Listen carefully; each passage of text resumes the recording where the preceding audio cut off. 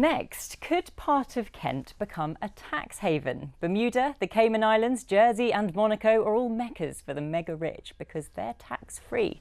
We sent our lucky reporter Marcella Whittingdale on a little trip to find out more. Monaco, a magnet for millionaires. Sunshine and a stunning coastline. But there's another attraction this tiny country offers big earners. One of the reasons the Principality of Monaco attracts all this wealth is because of its status as a tax haven, a status that could be shared by this part of Sheppey.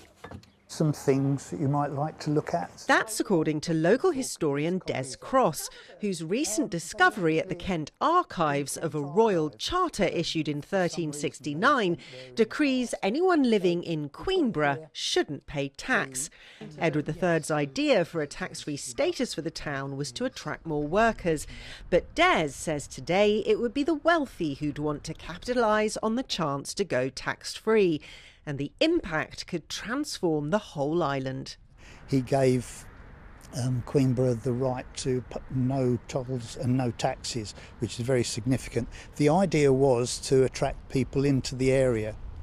Of course, that is still relevant today. The Isle of Sheppey needs, as a very disadvantaged area, needs more investment coming in, needs more businesses, more employment. So to actually honour that charter, which actually has not been revoked, despite what the council might say, actually honouring that, it would make a big difference to the local area.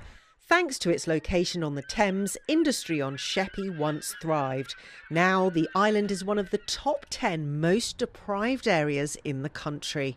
Alongside the rest of the Isle of Sheppey here in Queenborough, around half of families are on benefits or a very low income, while in parts of the island unemployment rates are at double the national average.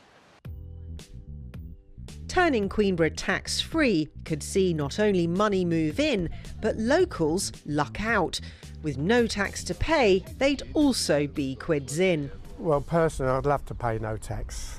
Although I'm a pensioner, but I still pay tax. So, would it work? Who knows? It would attract more people to the island.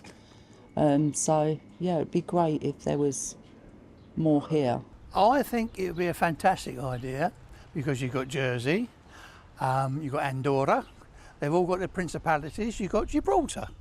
Why not? But Swale Borough Council say it's a non-starter, as the charter promising tax-free status has since been superseded. It's a lovely pipe dream to have. Swale Council, unfortunately, say it's a no-go. Various legislations passed at the end of the 19th century and again in the 20th century, they say withdraw the permissions that were given by Edward III back in 1363. It's a lovely notion. I have actually written to Windsor Castle at the archive, the Royal Archive there, to ask them for their opinion on some of this. But I think at the moment, as things stand, Swale Council do have the upper hand in legal terms on this. Des is now focused on finding a way to prove the charter's power still exists. If successful, he hopes the temptation of living tax-free could entice a jet set who'd shape a very different future for Sheppey. There's Marcella Whittingdale with that glamorous assignment there. Mike, what do you make of this then? The Isle of Sheppey is the new Monaco. It's a good idea? I think that the UK government has sovereign control over the whole territory, and we can't have bits of the territory opting out of the paying tax and so on and so forth. But it's a nice idea. Using the tax system to give the area a boost is not a completely crazy idea, Absolutely. is it? Conservatives doing it with things like free ports. You think there's some...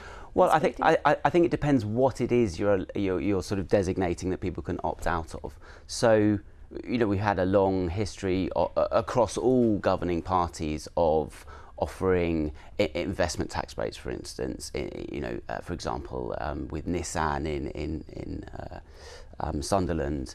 But I think there comes a problem where you start to say, oh well, in this area we're going to slash environmental regulation, or we're going to reduce employment rights. I think those should be kept the same across Britain. But sure, if you want to look at particular tax incentives to encourage big firms that can create lots of jobs to move into particular areas, then that is all to the good. And that's something that we've done in the UK for decades. And I think it's just a great opportunity now with the green transition going on. We can use a process that's already happening, that must happen. We can use that to reduce levels of inequality and boost prosperity in left behind areas of the country. What do you think, Nashaba? Do you think cutting taxes to help places that need extra support is a good idea? I think, well, first of all, I love the idea of making Sheppey into a tax haven as a close neighbour, and might pop across that. I think the challenge that I'm seeing, and as someone who comes from Gillingham and Rainham, and I've talked earlier about Gillingham Town Centre, which has genuinely over a number of years faced chronic underinvestment and decline, and there is huge challenges there. And it feels to me that there's been a bit of a piecemeal approach to how we do that. And I think that's my fear, is that there are some areas that end up benefiting while others don't. And that's what we've seen with the Conservative approach with levelling up funding, for example, where budgets have been cut in local authorities like Medway, 91% taken from our revenue funding, and yet our revenue funding grant, and yet we're sort of asked to all pitch for pockets of money through things like levelling up. And Gillingham was unsuccessful in that bid, even despite having a really strong bid last year. And we're desperate for that money. And I think this is where we need to sort of start looking at these areas in a much more strategic way, which is why we need to start thinking about how we grow our economy across the piece. And I think part of the reason why people on the video we just showed are sort of saying, well, actually, it'd be great not to pay so much tax, is because at the minute, people aren't really sure what their tax payments are getting for them. The services in this country feel like they're crumbling. And when you look at things like accessing the NHS or schools, or even when you look at our roads, you think, what am I paying for? And I think that's what we've got to try and get right. And that's where we've got to have that growth across the UK, because the reason why people are feeling these frustrations in places like Gillingham are seeing this is because we've been in stagnation. Sally Ann, you're a big supporter of coastal communities. Absolutely. We know places like Hastings and Sheppey, people love living there, but they do have their problems and their struggles, don't they? What do you make of the kind of points that Nashaba was making? I think it's absolutely well known. I mean, Nashaba was saying it would be lovely to have a Sheppey as tax-free. It was lovely. Yes. And I think from what we've seen that people do want to pay lower taxes, which is what the Conservative government is doing. It's just reduced national insurance contributions, giving people £900 in their pockets. So the intention is to reduce taxes for people. We've turned that economic corner on the way to recovery, and this is something that the Conservatives would like to do, is reduce taxes for people. And we know that Labour's plans would impose £2,000 on people's taxes if they come into power. So I think it's really important to say that we do want lower taxes. I think the free ports is an excellent idea because it encourages investment, and the whole levelling up agenda for the government is to bring in investment into those parts of the country that have historically been left behind, like coastal communities. Do you think it's worked? And I think it's worked. I think the levelling up funding has worked to a large extent. There is much more to do. The free ports, we've seen free ports, the investment coming into free ports is about 3 billion now, and it's created 6,000 jobs. So I have lobbied for a coastal minister, and I'm very pleased that Jacob Young, who is currently the Levelling Up Minister, the coastal brief has been added to his brief, but there is so much more to do. I'd like to see a proper coastal strategy to really look at boosting coastal communities. And, we've got huge potential, renewable energy, aquaculture, tourism, specialist areas. And I think there's so much we can do if we have a proper coastal strategy to do it. Nashaba, if Labour is going to improve public services, that means more taxes, doesn't it? Not necessarily, because what we've talked about is, in our terms of how we fully costed our plan ahead of the election, is looking at where, for example, the non-dom tax and how we can ensure that our tax system is fair. We've been very clear that we are not going to increase taxes for working people, because we realise there are huge challenges that people are facing at the minute. The country is feeling really kind of, it's really struggling. When I speak to people on the doorstep, people are saying to us, we desperately are waiting for change. Now, we've been really clear, that's why in terms of our missions, we've been really clear about what we can pay for, how that's going to be paid for, and we've been very keen not to overpromise.